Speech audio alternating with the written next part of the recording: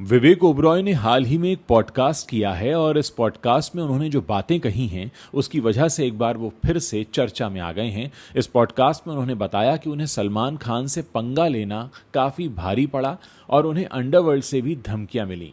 विवेक ओबरॉय ने इस पॉडकास्ट में अपने अतीत के कई दर्दनाक राज खोल दिए हैं।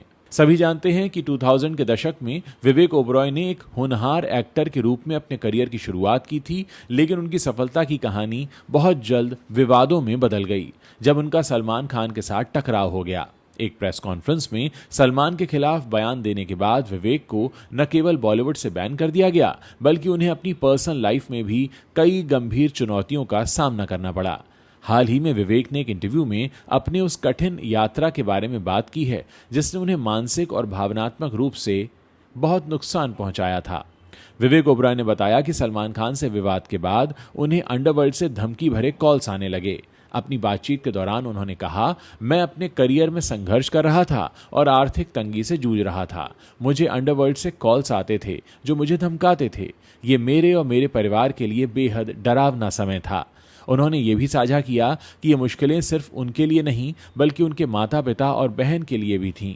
इसके साथ ही उन्हें कहते सुना जा सकता है कि मेरे पिताजी और मां को धमकियां मिलती थीं। शुरू में हमने सोचा कि ये शरारती कॉल हैं, लेकिन पुलिस जांच से पता चला कि ये बहुत ही वास्तविक थीं। मैं अपनी बहन की सुरक्षा को लेकर बेहद डरा हुआ था। विवेक ने खुलासा किया कि विवाद के बाद बॉलीवुड लॉबी ने उनके करियर को बर्बाद करने की कोशिश की। हालांकि उन्होंने शूट आउट एट लोखंडवाला जैसी हिट फिल्में दी, लेकिन इसके बावजूद उन्हें आगे काम नहीं मिला।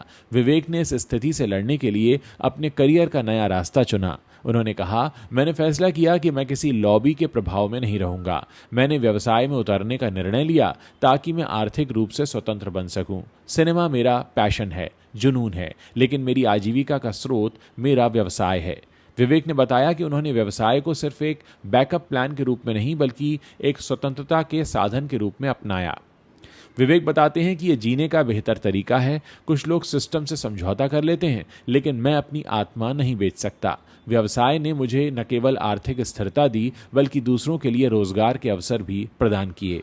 दोस्तों, यहाँ विवेक के कहने का मतलब यह है कि क्योंकि उनकी जेबें भरी हुई थीं, ऐसे में उन्हें समझौता करके कोई छोटे रोल्स करने की ज़रूरत नहीं पड़ी। आज वो फिल्मों में तभी काम करते हैं जबकि वो उस रोल से पूरी तरह संतुष्ट होते हैं। बाकी अपनी रोजी रोटी चलाने के लिए उनके पास एक अच्छा खासा बिजनेस है जिसके ज़रिए उनके सारे खर्च चलते हैं। दोस्तों, जो नए एक्टर्स आ रहे हैं फिल्म इंडस्ट्री में, वो विवेक से काफ़ी कुछ सीख सकते हैं कि अगर आप एक्टिंग को अपने पैशन के रूप में चुनते हैं वहाँ तक तो ठीक है, लेकिन अगर आपने इसे अपनी आजीविका के रूप में चुन लिया तो हो सकता है कि फिर आपको कई तरह के समझौते करने पड़ें, और कला कोई भी हो समझौते के साथ नहीं चला करती। उम्मीद है कि जो नए लोग आ रहे हैं एक्टिंग के क्षेत्र में, वो विवेक ओबरॉय के इस पर्सनल एक्सपीरियंस से खुद को काफ़ी आगे ले जाने में मदद पा पाएंगे। दोस्तों, विवेक ओबरॉय और सलमान खान के बारे में आप अपनी क्या राय रखते हैं, मेरे इस वीडियो के नीचे कमेंट सेक्शन में लिखना मत भूलिएगा। मुझे आपके कमेंट्स पढ़ने का इंतज़ार रहेगा।